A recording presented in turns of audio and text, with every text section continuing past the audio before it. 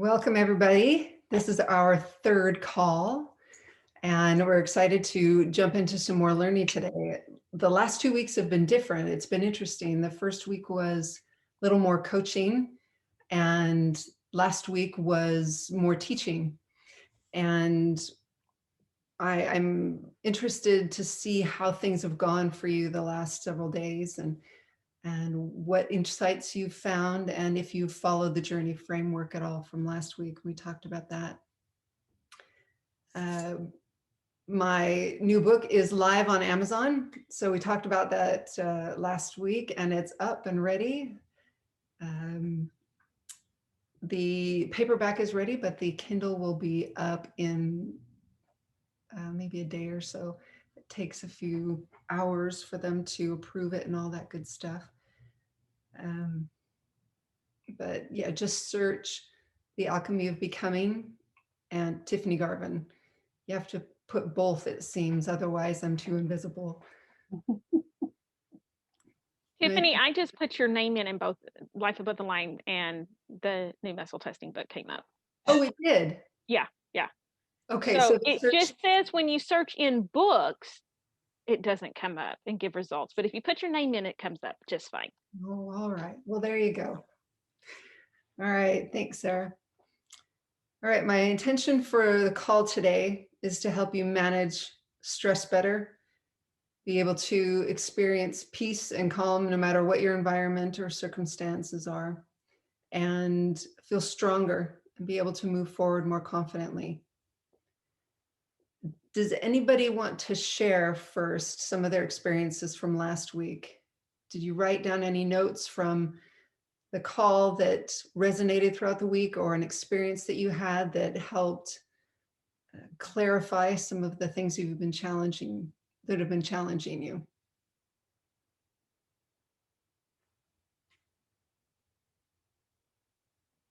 I was trying to wait and give other people a chance, but so last week Jordy made the statement of be good and kind to yourself, and I sometimes forget to do that. I get so focused on all the stuff that I really want to get done or feel like an urgency to get it done that I get frustrated with myself if I don't accomplish all the things that I want to accomplish.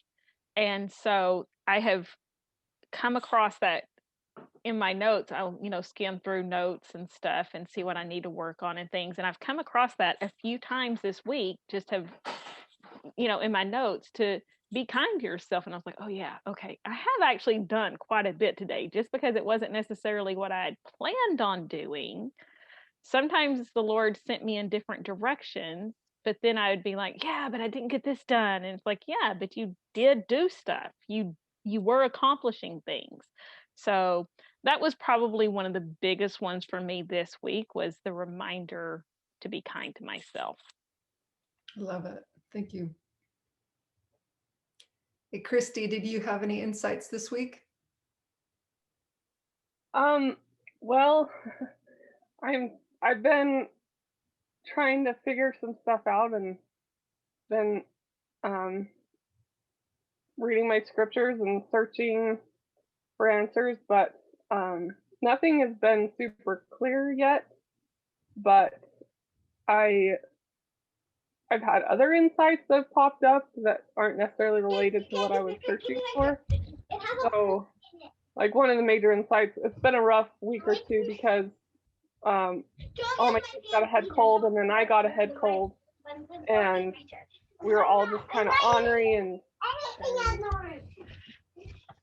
the spirit in our home just kind of wasn't where I wanted it to be. And I realized a lot of it was myself, because I needed to be more calm. I needed to be more patient with my kids. And so now that we're all better, hopefully I can get back on the right track with that. So that's great. And like Sarah said, be nice to yourself. Right? Yeah. You are on the right track. You never got off track, but just sometimes the track is bumpy. Yeah.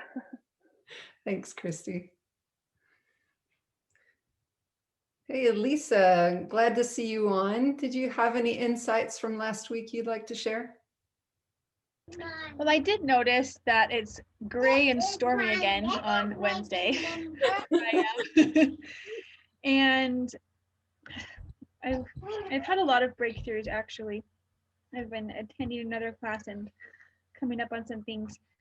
And one insight has been that my highs, like where I'm like in like mentor space and like teaching and like totally feeling connected and like everything, like that teacher is no better than the learner, like when I'm like in my lows and like today, like still in my pajamas, like I am just taking care of me right now, and that looks like practically doing nothing. And that both of those, like my value is the same. Yeah. There. And so I'm still kind of breathing that in, that concept of it's okay for me to just be. I love it. Thank you, Lisa. We've had conversations like that with our son, where he feels like if he's not being productive, then he's not valuable. And it's that principle of confusing market value with innate value, right? We all have innate value because we are breathing. We were born, we exist, so we have value. But in a market value, that's when the value can shift as far as what you are producing or serving people with. But they are totally independent. So I love that you had that insight that you are valuable no matter what. That's great. All right. I'd love to teach you an exercise today. So get out your paper and pen, whatever you've got to take notes. This is an alignment exercise. I think a lot of us struggle with life and with challenges because something's out of alignment. So this is just a quick, simple exercise to take an accounting and then make some choices from there. All right. Is your life in alignment? Well, first you want to understand what you want out of life, right? There's value in identifying the pieces that need to be in alignment. So what do you want? Maybe on the left side of a notepad, write down a handful of things that you already know you want out of life.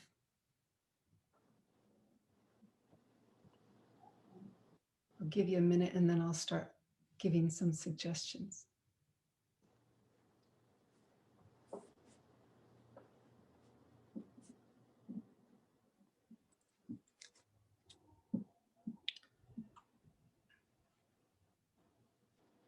All right. So what do you want out of life? Here are some suggestions. Better health, happiness, peace, confidence.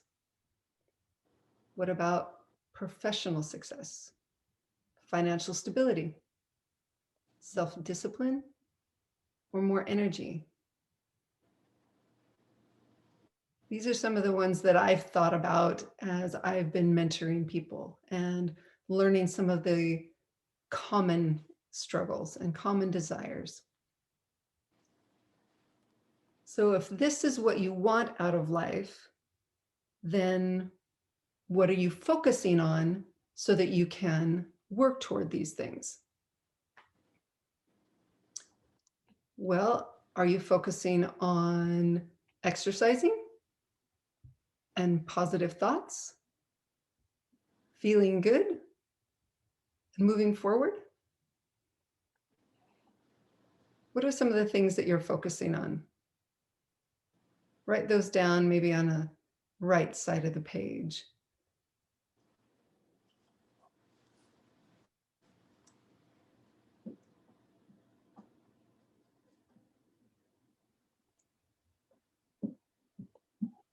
Let me give you some help, because I imagine what you're more likely focusing on is being tired, negative thoughts, stressing, and feeling paralyzed. That's what we usually focus on when we're struggling with something. It's natural, it's just there. Unless you put forth a conscious, concerted effort, you're just in the moment. You're just in the difficulty, whatever it is. But that's not what's going to get you what you want. What you want most in life is what you should focus on. And the pieces and elements and factors that contribute to the success of those things, that's what you really want to focus on. But it's so easy. There's no judgment here, right? We all do this. It's easy to focus on struggling to pay the bills, or focusing on how you feel powerless, or how you might even feel overwhelmed. That's usually what we do, but that's how misalignment happens. That's what causes short circuiting. So what you focus on expands. What things are you really going to focus on? Maybe make a note of the things that you actually do want to focus on, the things that will build toward the things that you really want. Feel free to make some notes here. What will you focus on now? Where are you going to put your energy, your time, your attitude? My dad always told me, because he's a pilot and because it's a cool saying, that your attitude determines your altitude. So are you in check with your attitude? Is it actually taking you to the altitude that you want?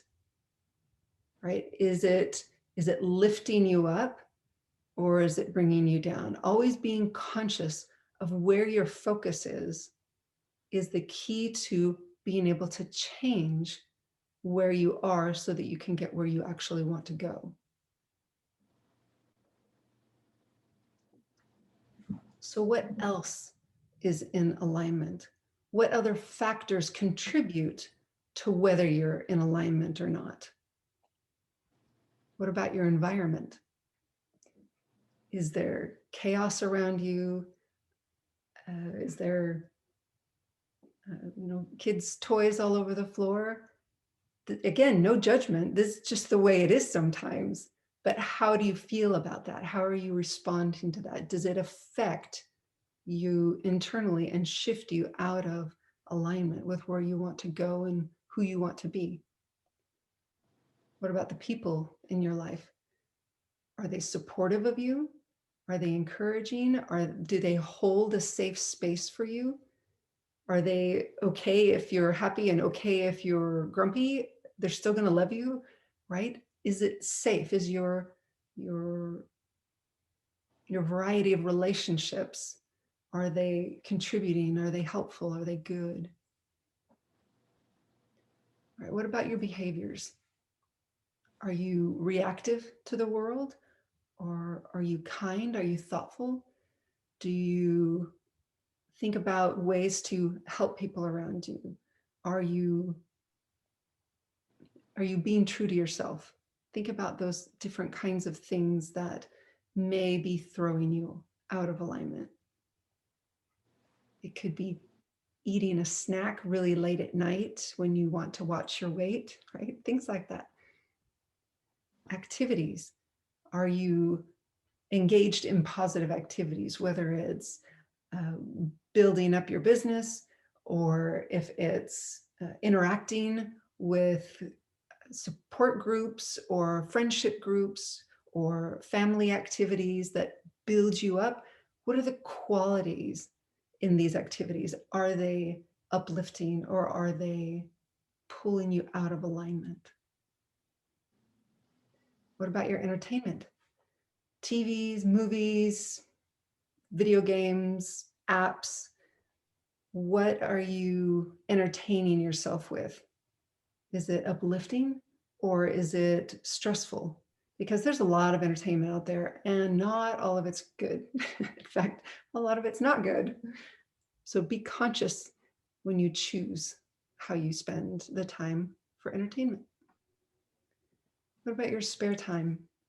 When you have 10 minutes or 2 hours to kill before your next obligation, what do you spend your time doing? Are you consciously choosing what you're doing? Or are you allowing yourself to wander? Are you allowing yourself to do things that are not productive or not helpful? Are you filling that time with things that build alignment in your life or build chaos? What about your goals? Are you in alignment with your goals? Are your goals actually good for you? I mean, that's not something I've heard talked about a lot, but sometimes we set a goal and it's not actually what's best for us. So it's really good to evaluate what goals you have and make sure that they're actually good for you and productive in moving you toward who you want to be as well as what you want to do. And if you don't have any goals, I invite you to consider something that lifts you up, that moves you forward towards something positive. There's a lot of power in having something to work toward. Your desires. So when you wrote down what you want in life, is that really what you want? I mean, just double check. What do you really, really want in your life? Do you want more peace, or do you want to feel more powerful in a chaotic place? Do you want to feel smart, or do you want to enrich your mind and build a skill or an understanding that can benefit your life? So just evaluate as you think about what you want in life. Really check in and ask, is that what feels right? Is that what feels good? Because a lot of times we can get into a mode of just wanting something because that's what other people want or that's what we've wanted in the past. But we change, and sometimes our goals and our desires need to be updated as well so that they can be in alignment with where we're going. Well, you have the power to change. And a lot of these things feel possible, and some of them feel impossible. But you have the power to create the dynamic in your life that you truly want. Once you understand it, and once your behaviors and actions and your thoughts and everything inside of you comes into alignment, that moves you forward. And we learned the release technique 2 weeks ago. And that is such a powerful tool to help us when we feel resistance to what may be happening or moving towards something that improves us. All right. So any questions before I move on to the next piece? Any questions about what it takes and what it looks like to get in alignment? I have one. Yeah. Miss Tiffany. So I've noticed in myself and in a lot of other people too, and like for like kids like throw stuff around in the background, they're dancing to the music. So that when we're not really connected to what we actually want, and so that's something that gets to be like healed first. And what insights do you have on that, on like really connecting with your desires that way when you it's been a breach before? So which part do you need, the You have the idea of what you really want, but you're not sure, or your actions aren't in alignment with them. So when you don't know exactly what it is, what you really want, like you have the vague, like, oh yeah, like more of like this, whatever, but none of it is really resonating, like none of it's dinging within you. Okay. And so you just feel kind of like, oh yeah, I should want this, like disassociated from it. Like, do you have insights on how to really connect? Yeah.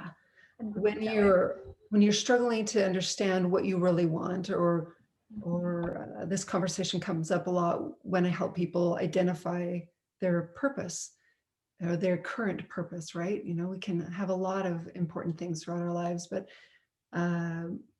when we try to discern what it is that we desire most or want most, the best thing to do is to, I do this. I will pray so that my mind will naturally go to the right things. I will heal any resistance that comes up that feels agitating or trying to distract me. I will brainstorm of the things that surface as I'm pondering, and I just, no filter, right? You have to turn off all the filters and just unload and write down everything that comes to mind. What desires do you really want in your professional life, in your family, your personal physical well-being, your personal mental and emotional well-being? You know, all these different categories across your life can have different desires, right? So brainstorm and write down everything you can think of that naturally comes. And then when you feel like you've emptied it all out, then go through and analyze it. Ask yourself questions like, why do I want this? What will this do for me? If I focus on this, will it actually get me to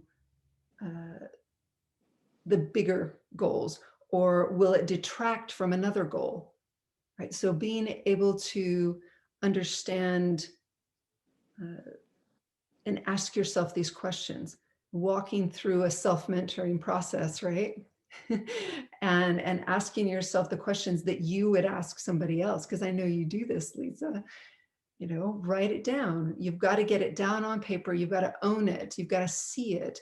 You know, as many senses as you can get involved, that's helpful too. So if you can talk it through, you know, if somebody, you can talk it through with somebody, that's even better, because then they may catch something that you say that you miss the importance of, or you miss how strongly you lean into it. But if you can't, then you just need to allow yourself to do that for you. Give yourself that space and ask those questions. Then that can help stir up more ideas, more thoughts. It can help you eliminate some things off of that list that really aren't what you want, but they just seemed like what you wanted. Because sometimes we just want out of a mess and we don't look for what's good beyond it. So think about that too. What are the things you want away from and the things you want to move toward? That can help distill even more clearly what's in your heart. Right, does that help? Cool. Okay. All right. Oh yeah, Sarah is recommending my book over here, Life Above the Line, on Amazon. All right, Brittany, did you raise your hand? I did. Um, we've known each other for a long time. I still live with mom and dad. Yeah. And so one of my things is I am really sensitive to other people's emotions, just their, I don't know, facial expressions, that kind of thing. Yeah. And one of the things we have a constant issue with is just I I get worried. I'm constantly worried that about my parents' agitation, whether it's worrying about that it's with me, or even if it doesn't have anything to do with me, just still thinking, okay, what did I do, or just being agitated because they're agitated. Yeah. how do I just not do that? Because I want to be at peace. I want to, just, I don't want to be anxious all the time. Love it. So when you get a chance, go back and watch episode 1 of these calls on YouTube. Okay. Okay. I'll still answer your question, but I think walking through that episode will give you more space to answer it and more opportunity to work with it. But what I want to tell you is I love that you're aware of that. I love that you're aware that it's not about you, because a lot of people don't even make that step. So you're ahead of a lot of people that are just struggling with that difficulty and that stress and that anxiety. So yes, it's not about you. And even if it were, right, it's still their struggle to work through. So in an effort to keep you in a peaceful place, there are techniques that I teach in my book, Life Above the Line, and Okay. that I teach on the call. It's the release technique. And what it is it helps resolve some of the mental and emotional agitation that we feel, because it resonates inside of us. So if somebody says something that is kind of negative, and there's something inside of you that believes that or has had an experience with that thought or that feeling, it's going to get triggered. So what we want to do is eliminate those environments in you, those little vulnerable environments that can get triggered by those kinds of vibrations. Okay. So Okay. for example, if somebody is worried about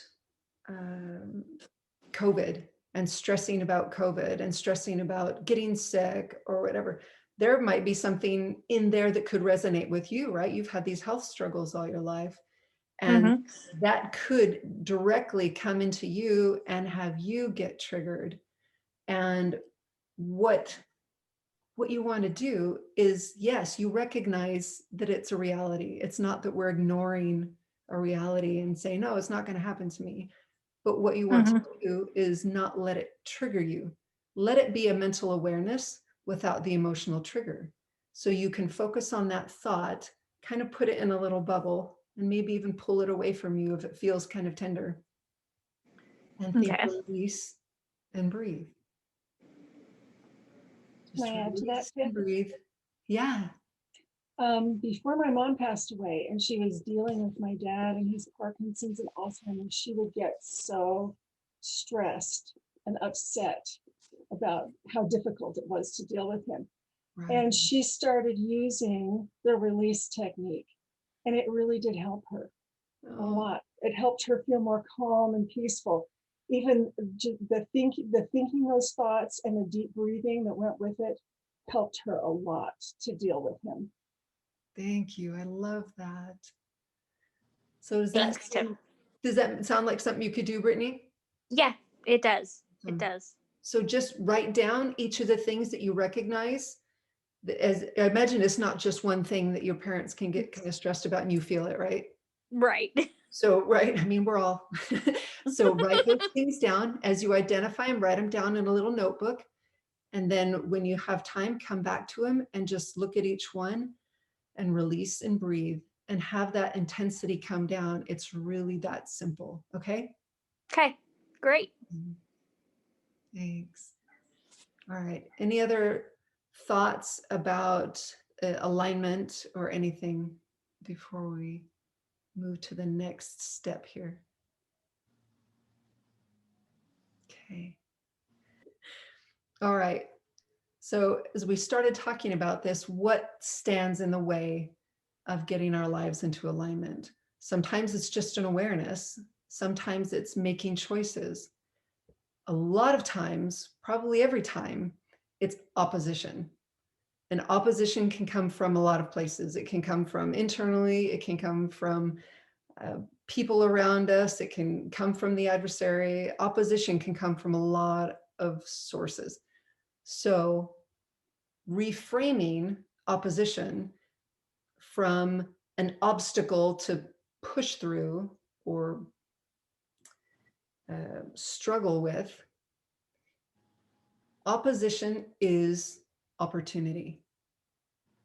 More often than not, the opposition or the resistance we face is an invitation to learn something or to change something that will improve the quality of our lives. So if opposition is opportunity, then you want to constantly ask that question when you're faced with it, right? We're going back and revisiting last week's journey framework. Face the challenge, learn the lesson, and make the change. As we shift our mindset from opposition is pain and struggle and debilitating to opposition is opportunity, just that little conscious shift can open up your mind to new awareness. Then start keeping track, right? I love the idea of you working with your notebook during the week, because it's going to empower you and help you have these awarenesses that actually make change. We can talk about change all day long, but unless you actually own it and make a decision, change won't happen.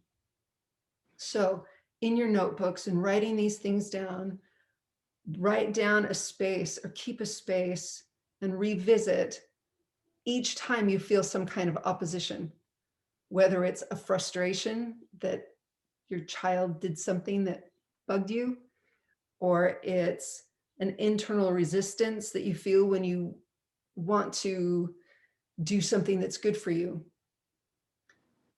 Whatever that opposition or that obstacle is, see it as an opportunity and ask the question, what can I learn from this? Right? Learn the lesson, get the message from this obstacle, this opposition, this opportunity. Because if you start owning the space of learning instead of struggling, you'll start seeing change. It'll be easier to recognize things when they come at you and be able to respond more quickly and more easily, because you'll be learning and growing and strengthening. So write down your opposition when you recognize it, and writing it down will help you recognize each one, right? So write down the opposition and then sit and give yourself a minute, 60 seconds, something, whatever you can do, and write down, what can I learn from this? And then listen. Listen to the whisperings, listen to your inner self and your wisdom from your years of experience. What can give you insights into this current challenge? As you write down those lessons and recognize each opposition as an opportunity, you will begin to see more challenges as opportunities. You'll condition yourself, right? You make it a habit, then it becomes a part of you. When we work through the journey framework, this is the process of change. It's the process of alchemy, right? This is what my book that just launched this week is all about. It's about facing the challenge and understanding what contributing factors are involved in this current challenge. And then learn the lesson. What is life trying to teach me right now? What lesson do I need in order to feel more peace, happiness, health? It's those things that we wrote down on our what do we want out of life list, right? Lisa, the book is The Alchemy of Becoming, Muscle Testing for Self-Discovery. Thanks. So as we work through the journey framework, we learn that lesson, then we have the opportunity to make the change. We have the choice now in front of us because we listened and we paid attention and we allowed that information to come to us. Now we can make a choice. Is it an external change that needs to happen? Right? As we worked through that list earlier, What are we actually focusing on, and what should we be focusing on, right? Those are changes. Those are simple changes. Awareness, thinking, choices, behaviors, actions. What can we shift in order to move us toward our success? Once we identify the external side of the changes, if there are any, right, there might just be some internal changes that need to happen. And that's where we use release and the other techniques in Life Above the Line. We can heal the things that are causing the agitation.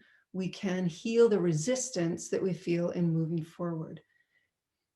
And there are opportunities there to feel lighter and freer and more empowered as we heal those things. And sometimes what we heal away isn't just resistance, and it isn't just the internal opposition. Sometimes it's recognizing a weakness and strengthening it. Sometimes we recognize, well, I'm pretty good at this thing, and I feel pretty good about myself in this area, and I kind of believe that I can do this. Sometimes there's nothing to heal away. Sometimes it's simply feeding that with positive energy, strengthening it and lifting it up and energizing it so that it can help make that change and resolve the challenge that you're facing. Okay. Then there are some questions and comments that came in last week that I want to address. So one of the comments I got from somebody that registered this week, and you can claim this if you would like to, but I don't want to pick on you and call you out. But it was the coolest thing when I saw in somebody's comments of why they want to be on this call is that they want an afternoon boost of calm. I love that. I love it. It's so empowering and reassuring, and yet it's me because I'm not outrageous. I'm not super energetic. I'm not a showman. I try to give instruction and peace and reassurance. I try to nurture people. I'm not an entertainer. And so when you said this, when this came across that you wanted an afternoon boost of calm, that felt exactly as that neat dichotomy of energizing and feeling soothed at the same time. And so I just wanted to say thank you for that because it made my day. All right. One of the questions that came through this week is that somebody wants help with calming their mind so that they can sleep better. And I've actually heard this struggle a number of times. So I want to take a minute to talk about that. A lot of the things that we've been talking about today can address that. Really? What is your mind caught up on?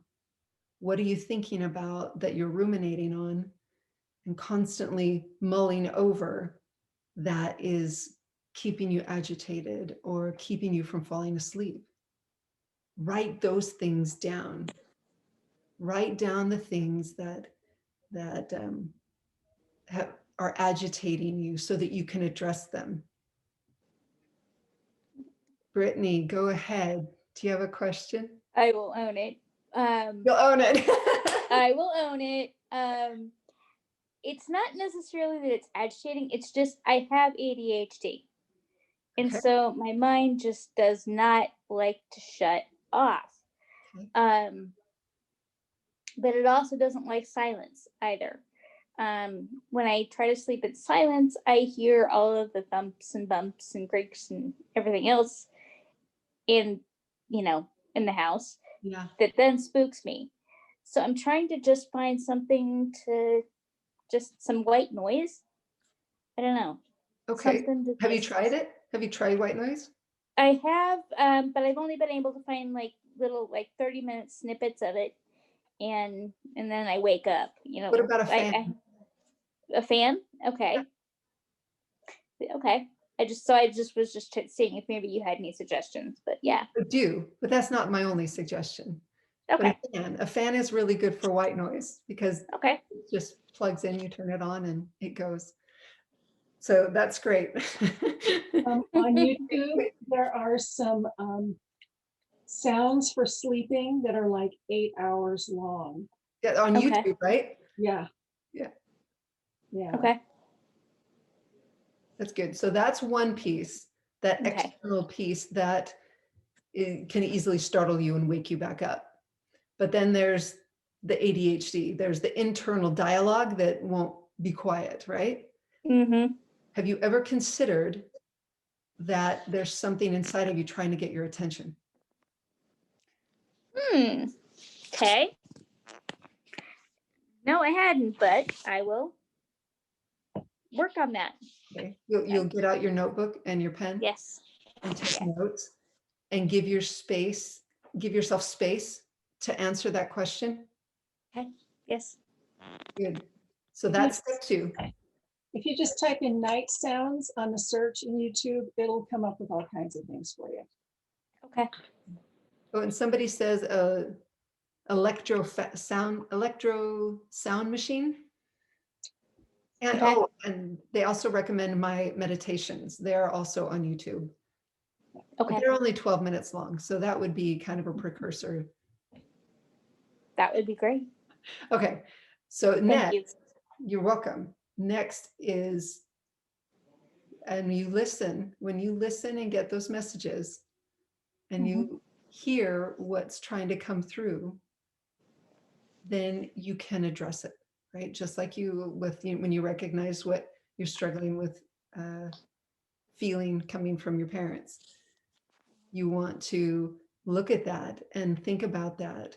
And then if you can reason through it, that's the first step, then heal whatever needs to be resolved there. Release is a great technique to calm the mind, to quiet the mind. But you want to find what's going on, because there are probably hundreds of answers, possible solutions to struggling to calm your mind and getting to sleep. What you want to do is find out what your struggle is. What is your issue specifically? Because you can try everybody else's ideas, and under the sun, there's hundreds at least. Right. But you want to find what is your answer.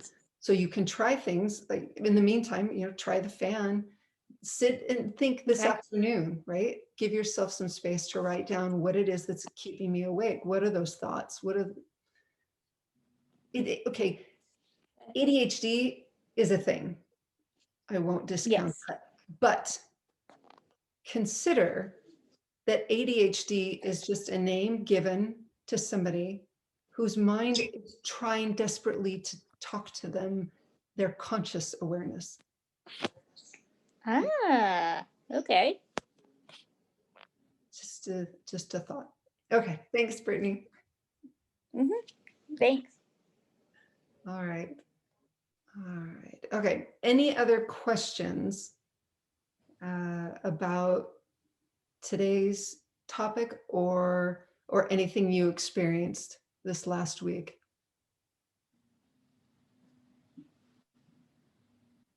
Well, I want to give you an invitation then.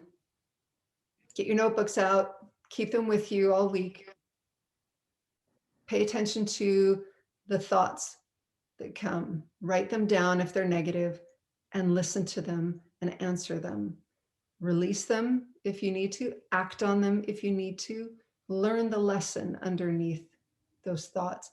Your challenges, face the challenge, learn the lesson, make the change.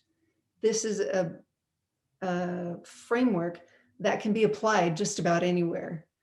And if you want to go read deeply into it and see a lot of experiences, I go into great depth in my book and really talk about what's going on and why it's important and how to move forward, and lots of examples and lots of illustrations.